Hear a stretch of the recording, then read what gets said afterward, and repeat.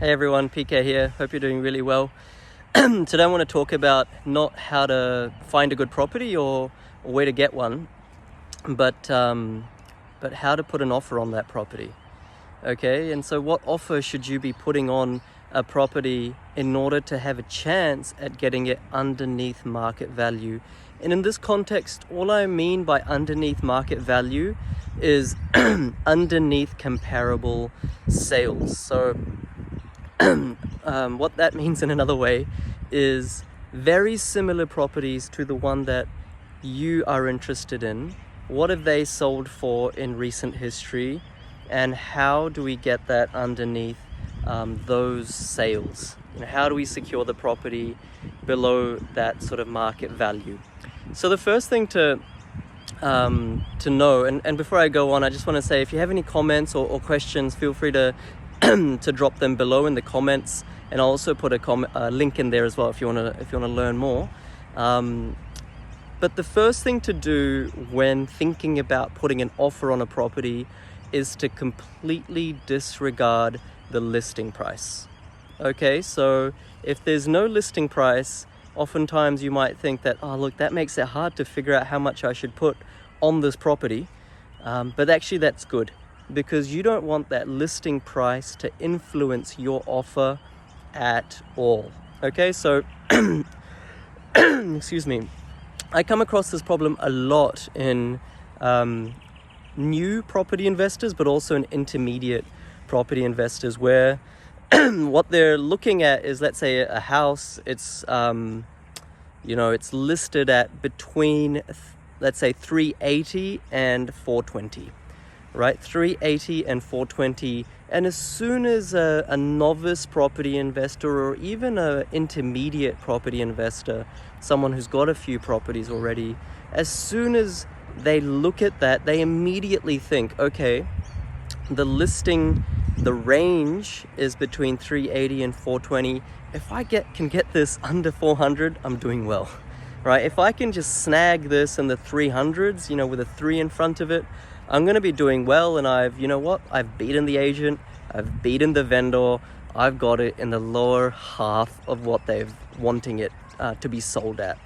Okay, but this is absolutely the wrong mentality. And the reason is, there are so many instances where that property could have actually been worth only 360 or 370 or 375 or 378.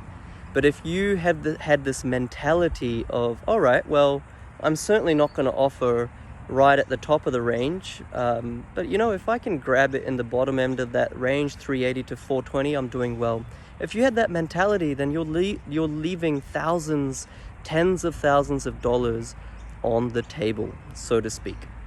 So what you really need to do is, when you've selected the suburb, when you've selected the right pockets within the suburb that you want to buy within, and when you've selected the right streets, and then subsequently the right type of property that A, is going to be in demand for owner-occupiers in that suburb, and B, is going to be in demand for tenants in that suburb, so that you have no issues selling it down the line and you have no issues renting it straight away, then the very next thing is a garbage truck coming. I'm gonna have to move.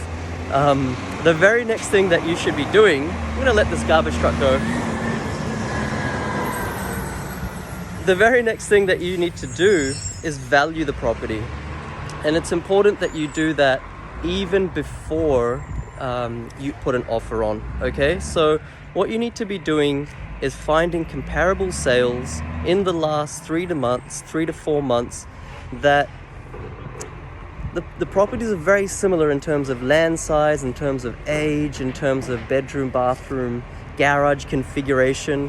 And when you can find these similar properties, then what you need to be doing is to say, okay, what did they sell for?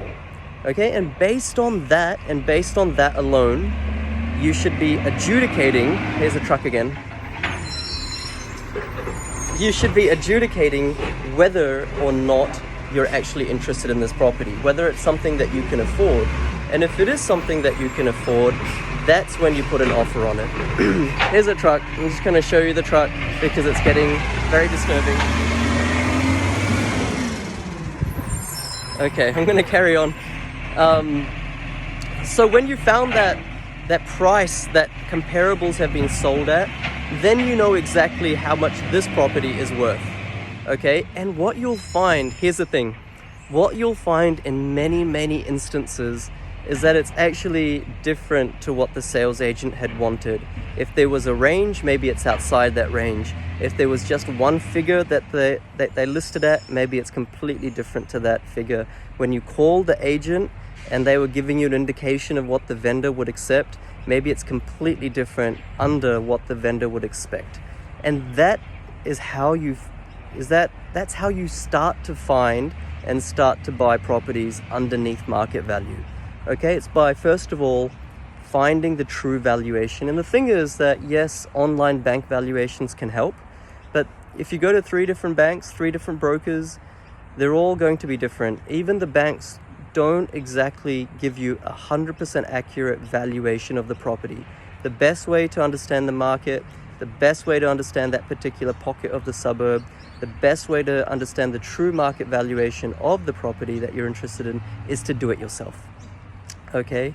And that way you know that A, you're not overpaying, but then you can start to build a negotiation strategy to get the vendor's expectation down to the true market val, or ideally underneath market valuation. I always want to say we want to buy at least 50% of our properties underneath market valuation. It's pretty difficult to do, I won't lie. And I'm not talking $100,000 underneath market val here, but we want to have at least a 50% chance of making $10,000, $20,000, $30,000 on the way in, getting a head start on our equity creation by buying underneath similar properties what they've been sold at. And of course, you can't refinance that house the next week and extract that equity. You need to wait 3 months. But when you do wait 3 months, and then there will be 10, 20, 30, sometimes more, $1,000 available in equity that then you can take 80% off, or sometimes more than 80% off, and go from there.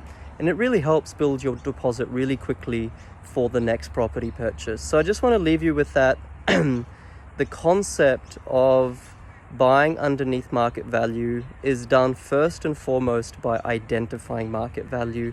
And the way to identify market value is not to listen to an agent, is not to trust the online bank valuations, but do this yourself. And I covered a little bit. There's obviously more depth to how you do this, but hopefully that helps a lot.